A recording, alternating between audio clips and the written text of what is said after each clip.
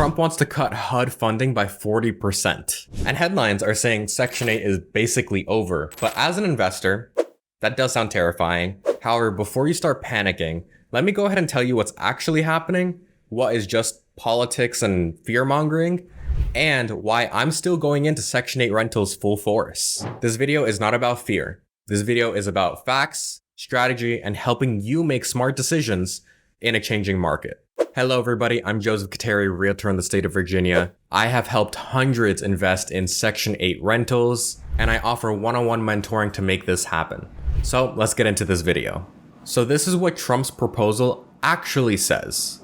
In May of 2025, and I'm reading off some notes here, Trump's administration released a budget that proposes cutting rental aid by around 40%. So this means major reductions in Section 8 and other voucher programs such as the projects. Instead of federal vouchers, the plan suggests sending block grants to states to let them design their own systems. So for example, instead of sending, this is just made up numbers, $5 billion to Alabama in order to disperse them amongst vouchers, they instead would send the $5 billion to Alabama and say, make your own voucher system. So the goal, according to HUD Secretary Scott Turner, is to reimagine bloated systems and encourage local control. Now, Trump's team claims that this would let states address housing needs more directly because the states would be more informed as to what their local market needs. But here's the key thing.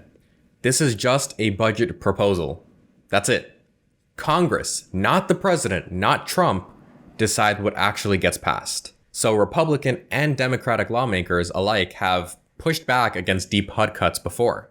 And even conservative policy analysts admit that this is more likely a political signal than something that would actually pass. So yes, the proposal is real, but nothing has changed yet. And will stuff actually change? We don't really know. This type of budgeting changes constantly. Next week, it could say something completely different.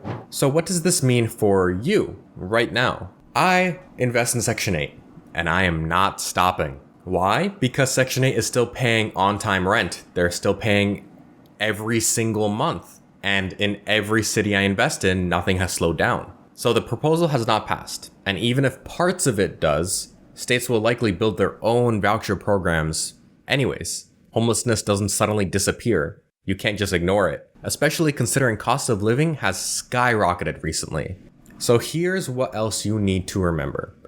You're allowed to switch to regular market tenants if vouchers go away. You're not locked into anything. The government isn't going to rip up your leases overnight. These changes take years to take effect, if there even is going to be changes. And while many of your peers are panicking, this creates opportunity. If landlords start backing out, guess what? Your competition goes down and inventory goes up. Meanwhile, the need for some type of affordable housing is still growing, especially if age shrinks. Again, the homeless don't suddenly disappear. Single moms with 4 kids suddenly don't disappear. Egg prices are going up. Grocery prices are going up. Everything is going up in price.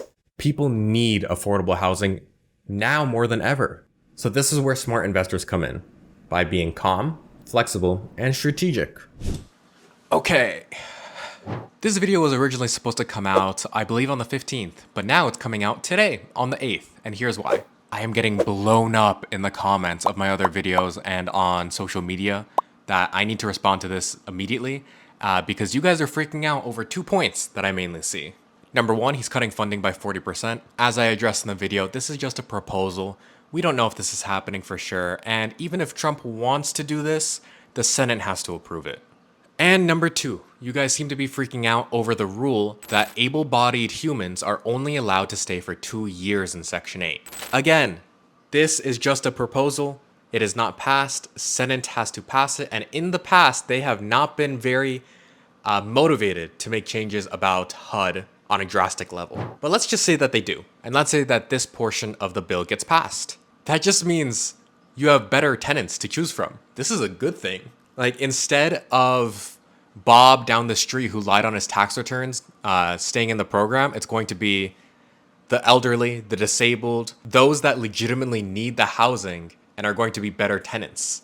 So I'd argue this is actually a pro more than anything. And again, I highly doubt they're going to cut a program by 40% that is going to affect 3 to 9 million Americans. So once again, as I said in the video, I'm not worried about anything and I'm doubling down. All right, that's enough for me. Back to the video. By the way, if you guys are interested in direct one-on-one mentoring by me, go ahead and click the first link in the description.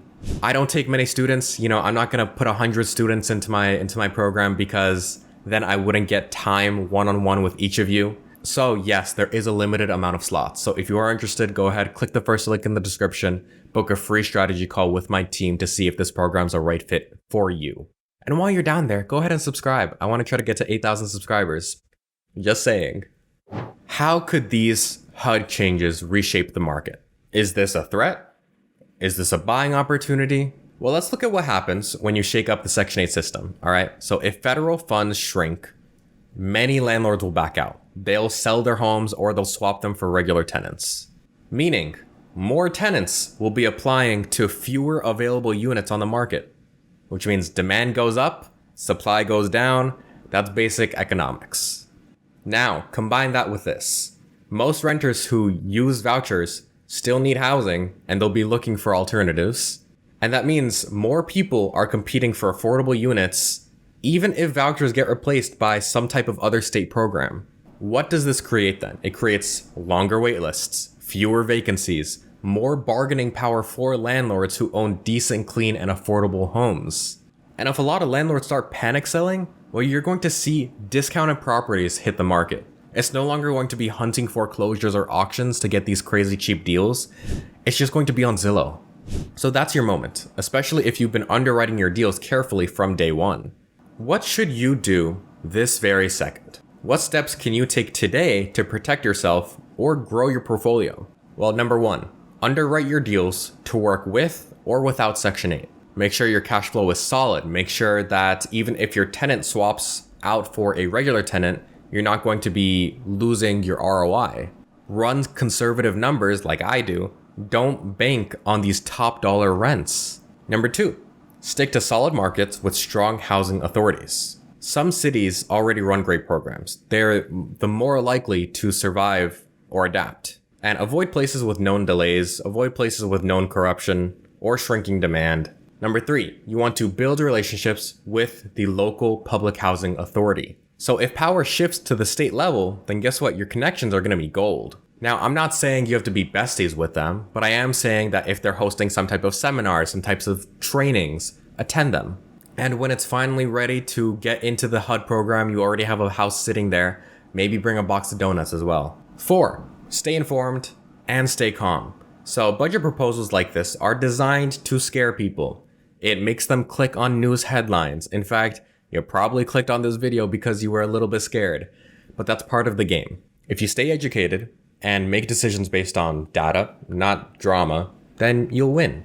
And 5, make sure that you have a diversified portfolio. Make sure that your portfolio is pretty mixed. Make sure it has some Section 8, some regular. Make sure that you have some mutual funds as well. Your 401k is looking good. I'm not saying abandon this strategy. In fact, I am saying, if anything, if you only have those other funds, right, you only have regular tenants, you only have a 401k, then yeah, it makes even more sense to get into Section 8 because that's still mixing your portfolio. And don't assume Section 8 is gone. Most of the time, these big government programs don't disappear overnight. They just evolve into something else. So what should you do when these headlines are screaming, Section 8 is ending? You stay focused, you stay informed, and if you're smart, you get ready to start buying. So let's recap. Yes, Trump wants big cuts, but Congress has the final say, not Trump. Even if some cuts happen, state-level programs are expected to replace federal aid.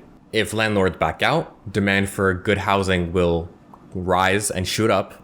If investors panic, then property prices may dip as well. And this isn't the time to quit. It is time to pivot and double down. As always, if you would like any help finding or analyzing these Section 8 deals, getting yourself a few properties of your own, go ahead, click the first link in the description, book a free strategy call with my team in order to see if my mentorship is right for you. Subscribe while you're down there and comment down below what you think about these HUD changes and if they scare you.